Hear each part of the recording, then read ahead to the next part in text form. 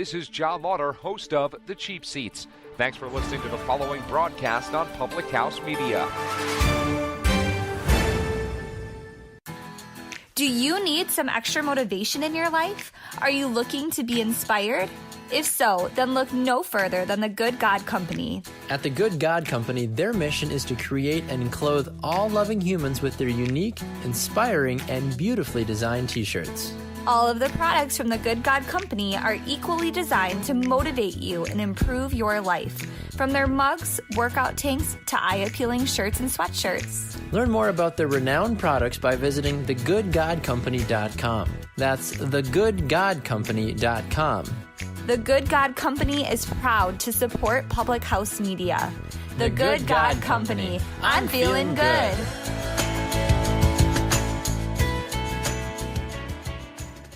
This is Kim Meyer, the host of Choose to Rise here on Public House Media. Thanks for listening to the following broadcast on Public House Media. Once you're done with this episode, I hope you'll come check out my show, Choose to Rise, where we talk about living with positive mindsets, how to increase our confidence, building our faith, and living out our life on purpose.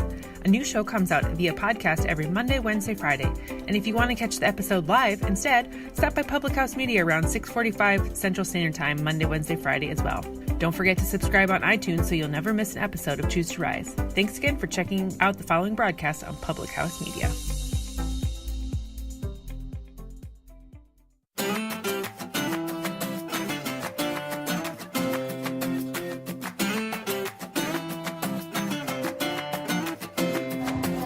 How's it going, everyone? Hey guys, Coffee with Keith and Katie, and Robert on Public House Media, brought to you by the Good God Company. Check them out, thegoodgodcompany.com. They gave us our cool mugs that we have that say, I'm feeling good today.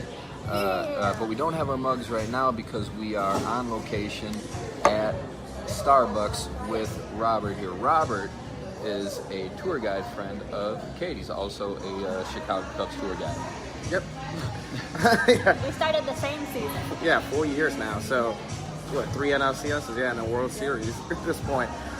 This is why. I think you guys are the good luck charms. Like I said, you guys have been the tour guys for 3 full seasons in which they have made 3 championship series appearances in the National League and obviously a World Series championship. So you guys are the good luck charms. We need to let Theo and them know about that one. I mean, if you can believe in the curse of a goat for so long, yeah. I think you can believe in the good luck charm of 2 awesome tour guides, right? That's what I think. But to let Theo know, Theo would have to be aware that there is a tour program. I think he doesn't like us that much, actually. He's pretty aware of it. Shots fired. David, thank you for joining us as always. Always great to have you. So let's jump right into it, Robert. We're here to not only have a good cup of coffee, but to First of all, what are we drinking? What are we all drinking? That's Robert, what great. do you have? I have a grande iced caramel macchiato with extra caramel drizzle. Extra. Extra. And you pronounce it caramel. Yeah. Not caramel. No, yeah, caramel. Caramel. Now it's interesting. Let's get into this pronunciation right away. You have a master's in English, correct? Yes. Yeah. Nice. Yeah. So if you ever need to know how to pronounce anything correctly, I'm like the worst person to go to. And he studied Latin, because they still teach that places. And surprisingly, spots. And I'd even go to a Catholic high school. Which makes it even more random. so is caramel, is that the way to pronounce it, or is that just the way you pronounce it? That's just the way I pronounce it. It's like a regionalism and a dialect, and I'm not even, that is like a whole not even going to go into rabbit hole. That's a whole different show. All right, I just have a tall pike, classic black coffee. Katie, what do you have? I have a caramel latte. If I try to say caramel, I've already forgotten what the next word should be. Caramel. Caramel latte. Latte. That's a good way. A caramel latte. Caramel latte. Order that the next time. Don't order a tall caramel latte. Order and you have to let it flow in. Can I please have a caramel latte? We'll try that. We'll I say that Italian way. That's the entire pronunciation. So we have Robert on for a reason. Not only is he a cool tour guide with Katie, but he has a website and a blog that you run. Tell us about it. Yeah, so it's called 812 Film Reviews, and it's basically just a hybrid of, if you ever seen The Athletic, basically clean format with GIFs, review about 20 films a month, and usually focus on independent stuff.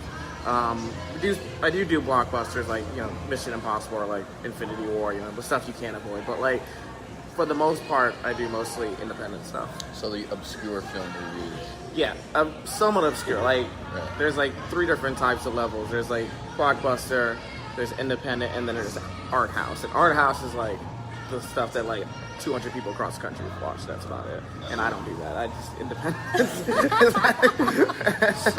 So I'm gonna bring up this movie because I love it and Katie doesn't like it. But I want you to know where you would categorize this movie under. Pootie Tang. Genre or size? Like, is that now? That's not quite independent, really, but it's not a it's not mainstream blockbuster either, it's not. right? Yeah, It's just garbage. I think. Pootie Tang is Did great. you just say it's garbage? Sarate. David, Oxford, comma. What? Oxford, comma, yay or nay? I assume that's a grammar. Oh, question? Oxford, comma, yay or nay? Yay, Oxford, comma. Whatever that means. David's a connoisseur of everything. Anything we talk about on this show, David knows a little bit about it. It's amazing. All right, so tell us about what's the most recent movie that you reviewed then? Give us an idea. Well, as I was telling Katie, I just moved to a new apartment, so I haven't reviewed anything in a couple of days. But the newest one is playing at a festival in Montreal that I'm remotely covering. The festival is Fantasia 2018.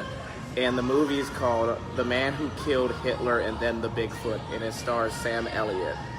I love Sam And Elliott. the movie's as awesome as the title is. I was reading your review, and it sounds amazing, but it sounds too depressing for me to see. But it sounds funny, or not? It is funny. The last 20 minutes are hilarious. It's like, last 20 minutes is like full on, like, is it Abraham Lincoln Vampire Killer or Vampire Hunter? I don't know if you ever seen that one. You should. It's living in the land of Lincoln. You should. I need to see everything Lincoln related. Sure. All right. Sure. Yeah. So kind of tell us about the movie a little bit, then, without giving too much away. So it's about a retired soldier who lives alone, and he's basically spends most of the movie kind of reminiscing about all that he's done, and so a lot of it's like flashback driven. Does he play himself in the flashback? No. They get a younger version of Sam Elliott to. How'd they do with that, appearance-wise? The younger version is all right. Yeah, appearance-wise, yeah. If you squint your eye, you can see it. Yeah, and that's all I ask. Now, which one is Sam Elliott again? Sam Elliott's the guy at the beard. He has like the mustache. Marlboro Man. Oh yeah. If you've ever seen he's in Big Lebowski. Parks and Rec. Parks and Rec. The other Ron. Yeah. The other Ron. The guy who talks like this. Yeah, he is from Parks and Rec. Our romance. Yeah. Okay. Yeah, I got it. So yeah, he spends the movie reminiscing about all the things that he's done, which includes killing Hitler and killing Bigfoot. Killing Bigfoot. All right. That sounds pretty good. I like that it's the Bigfoot. Yeah, no, not just Bigfoot. The Bigfoot. There's only one. I like the. that. In case you confused them with the Bigfoot down the street, this was the Bigfoot. Not your local Bigfoot. So you cover festivals as well. So tell us about the process of doing that, and and what they're like, because I think we all hear of film festivals, but so few of us actually go to them. Yeah. So the process of covering them, well, technically anyone can cover a film fest. Like if you have enough money, you can cover a film fest. Sure. But if you want to properly cover a film fest, you do need to get a press pass. So you do need to find the person's like publicist, whatever festival their publicist. Go through their publicist, give them like your 2-sentence resume of who you are, most of the time, if you're a big critic, they know who you are. You just automatically. I kind of have to finagle a little bit more. but once you get the press pass, then you show up to the festival, obviously, and you start watching movies. Now, some festivals are heavier than others, so like, and some festivals are lighter, so some have more movies, some have like less. Like for Toronto International Film Festival, you could see 6 films a day for all 10 days, and you would only be seeing a fraction of the films available at the festival. Wow. And seeing 6 films in a day is like you seriously hate yourself. Because it's literally back to back to back to back to back to back. Yeah, we've talked about it. We've done a full day of tours, and then Yeah. you told me you were off to the Music Box to watch I don't know how many films. Yeah, like three films. So like, and the first festival I did was the Chicago Critics Film Festival, which is at the Music Box. And on the weekends, the first like showtime was like 11 a.m. The last one was like midnight. So it was like basically from 10 a.m. to like 2 a.m. you're watching movies. And then some of those movies I didn't review immediately because they have embargoes. So basically, a lot of movies in Chicago are run by Allied Marketing, and they basically communicate with the studios, and the studios will tell them like when they want to review, when they don't want to review. Okay. Yeah. So if you break an embargo date, and you're an official press person, you break an embargo date. If you get one warning, the second one you are banned from seeing any movies from that studio as a screening. Yeah. Wow. So you do not want to break an embargo. So you have that full schedule to see movies, and then the movies you do have to review, you have to review those, and then somehow have them posted, like at some point in the next like 24 to 48 hours. Really? Yeah. So it's insane. Like the amount of time. So if you watch, say, 6 movies in a day, as you said, you have a lot to write then. Yeah. So in 6 movies in a day, usually it'll break down to maybe 2 to 3 that I probably have to write about. Like on a okay day, like on a good day, it might only be 1. It might only be 1, and I'll be like, okay, I just can kind of watch it. Yeah.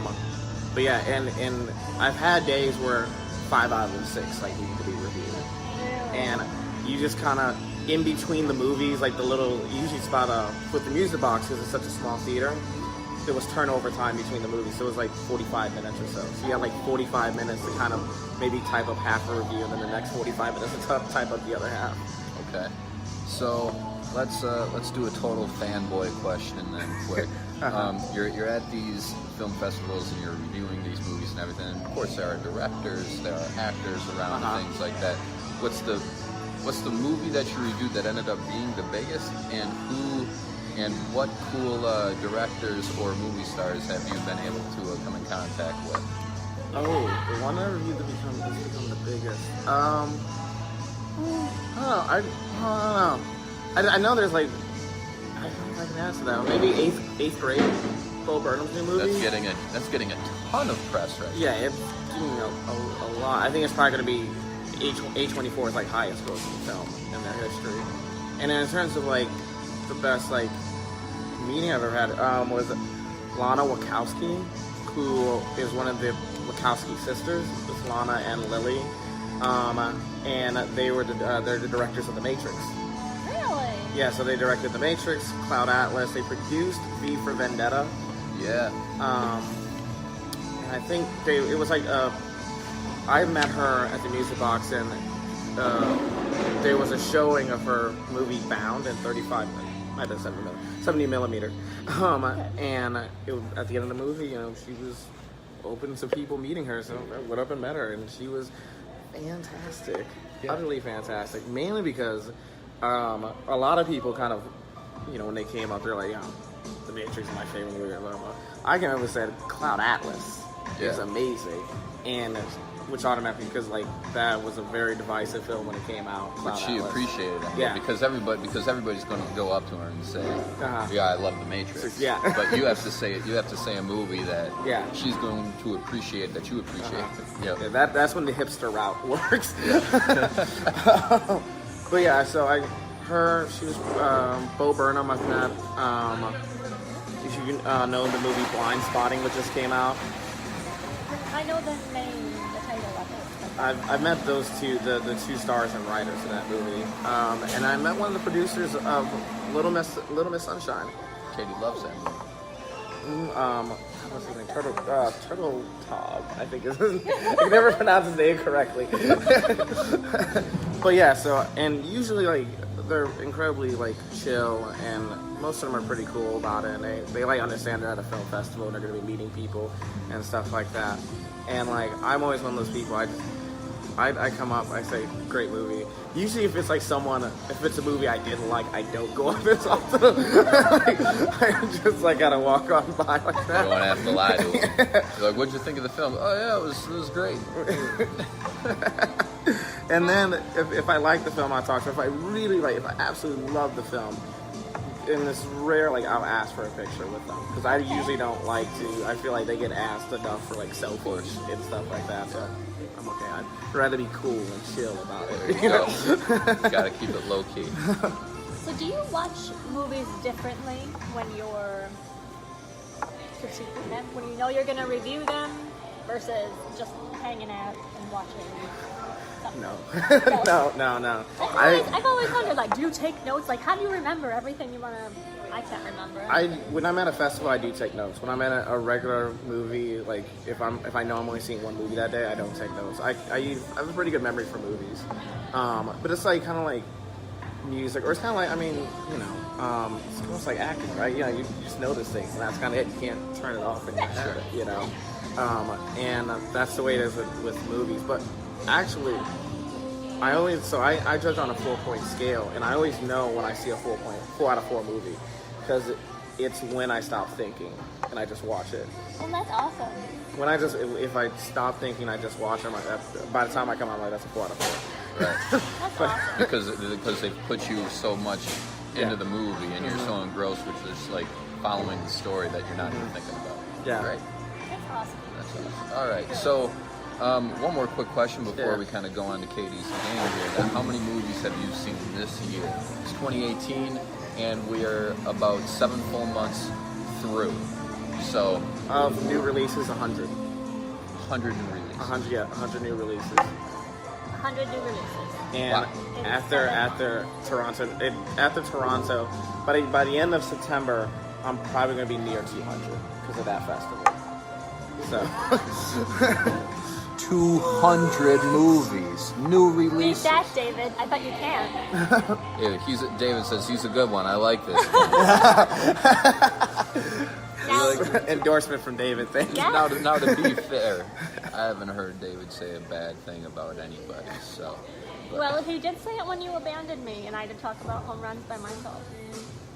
Yeah, so he said I was a home run, so, and Keith's a solid. So the only unkind thing we've ever heard David say about anything or anybody, it's been directed towards me. Yeah. Thanks, David. Joe got high marks from David? I think Joe got high marks. Of course, we were talking about ice cream. How can you not get high marks? I can't remember.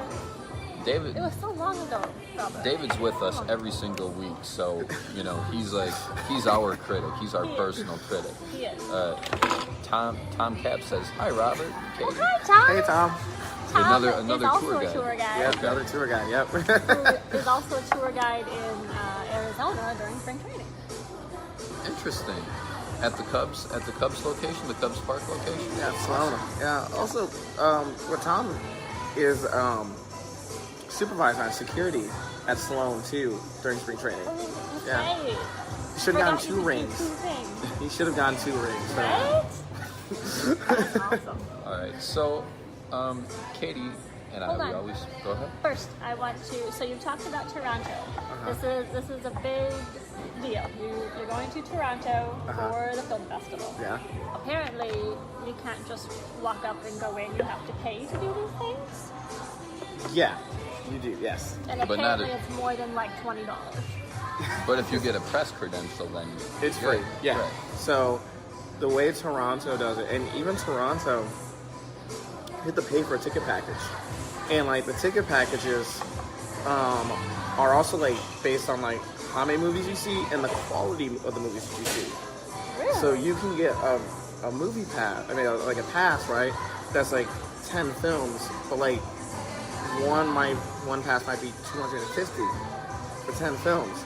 But if there are 10 galas, which like galas are like, that is a world premiere, like the stars are in attendance, the directors are in attendance, whatever. I think it's like 1,500 to be like one of the very first people to say you saw an Oscar like winning movie.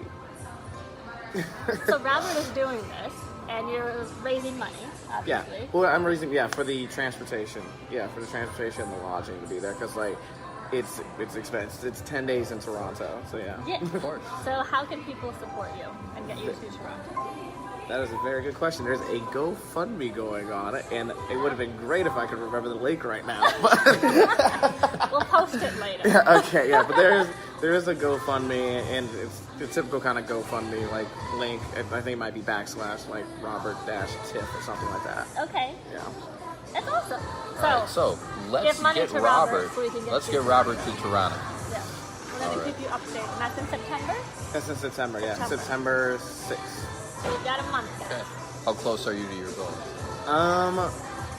GoFundMe, I want to say 70% of the way there. 70%. Yeah. Let's get on that other 30%. Let's do that. Do it. We'll post the link a little bit later. All right. All right. Katie, what do you have for us? All right. So, I found a line from a movie from each decade. Now we are doing this. 10. We are doing this instead of quizzing Katie. Yes. With Monday NFL or is usually NBA. NFL or NBA or humiliate Katie. But I'm big on movie quotes, Right. and obviously And Robert is better. Robert at knows sports, movies. So. We'll see. All right. So I have a line from a movie from every decade. Should have hold that up closer to you, Katie, so I don't see it. What? Great poker player. So you have to tell me what movie it's from, and the tiebreaker is the character and the year it was made. Okay. All right. So are you good with movie history? I will see it. Well, I guess we'll find out. We'll find out. All right. So I'm going to do my best to embarrass myself on these impressions, too. So we'll start off pretty easy. Frankly, my dear, I don't give a damn. They do like a buzz. They do. Yeah, let's do buzz. You have to tip it. Okay.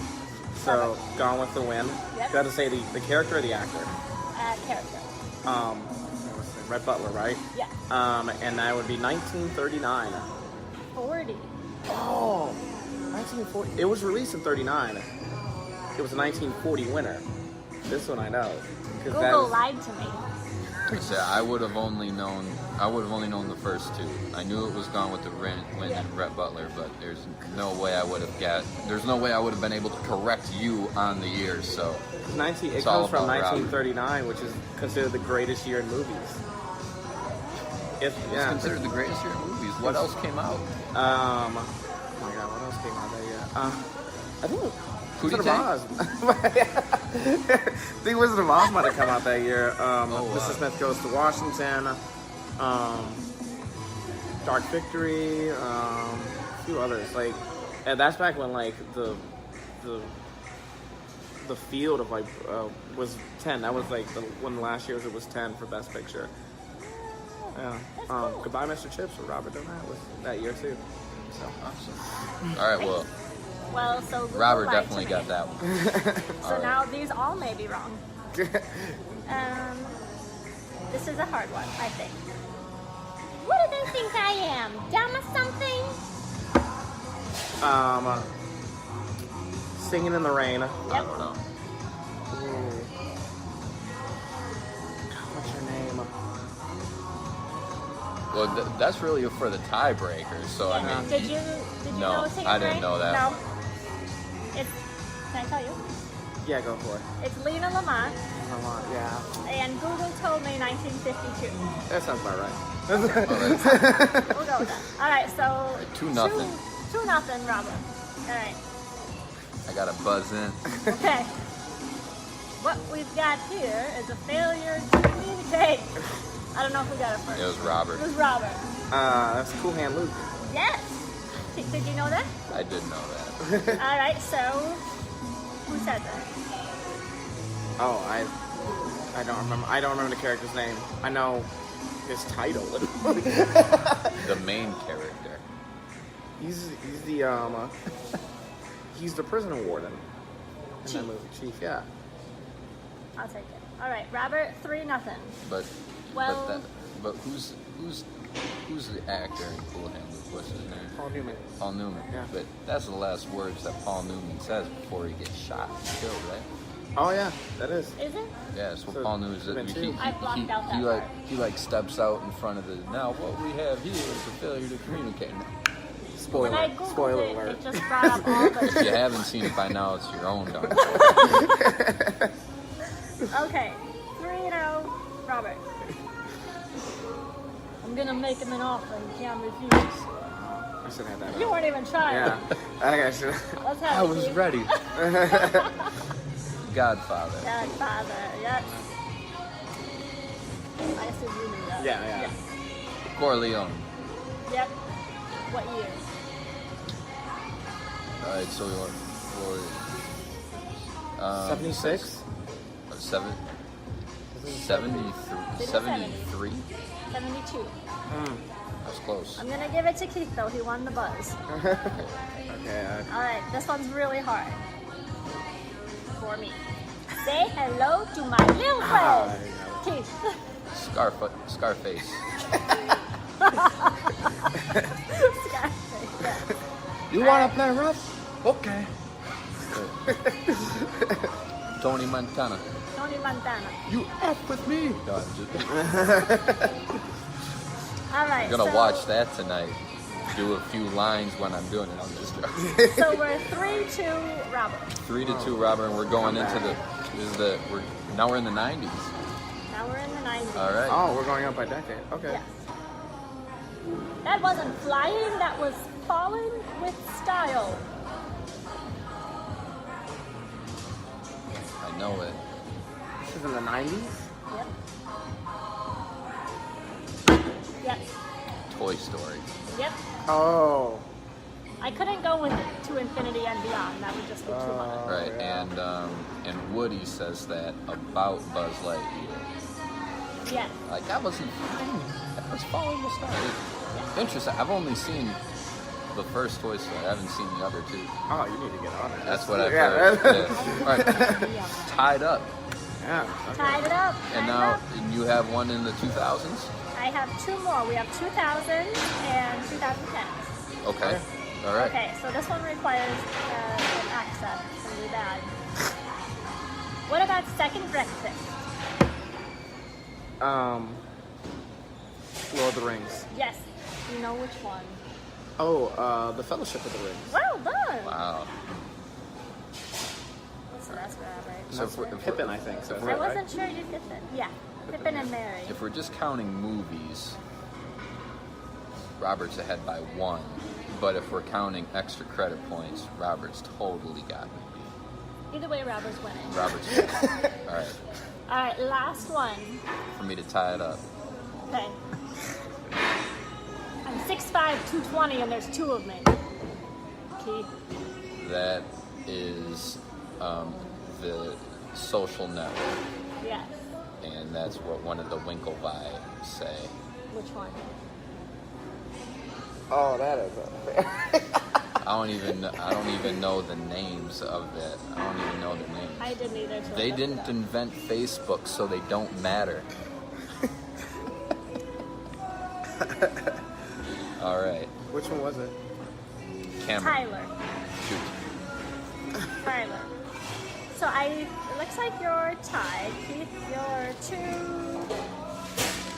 3, 4, So we tied. 4. Robert has 1, 2, 3, 4. So tied, Tied. but Robert got all the evidence. Robert, yeah, I'm gonna. I think it goes to Robert because he corrected Kate. Yeah. Katie had what seemed to be facts in her hands, and he's like, "No, the facts are wrong." So Robert's the winner. Robert wins it. All right. Well done, Robert. One more time before we go, Robert. What's your website? How can people follow you, and all that? Yeah, so 812 Film Reviews. You can follow me on Twitter. It's the same handle at 812 Film Reviews. And you can find me on Facebook too, same thing, 812 Film Reviews. So. Sounds good. Yeah. So like All him right. and give him money. So he Like can go to him Toronto. and give him money so he can get to Toronto to cover all the movies that we want to know about. Yes. All right, this has been Coffee with Keith. And Katie. And Robert, Thanks for joining us, Robert. It's a lot of fun. thanks for having me. Thanks, Robert. Everyone have a good one, and we will see you back on Thursday for more Coffee with Keith and Katie. Robert won't be joining us on Thursday, but Probably not. so all right, everyone take care, and we'll see you later. Bye, guys.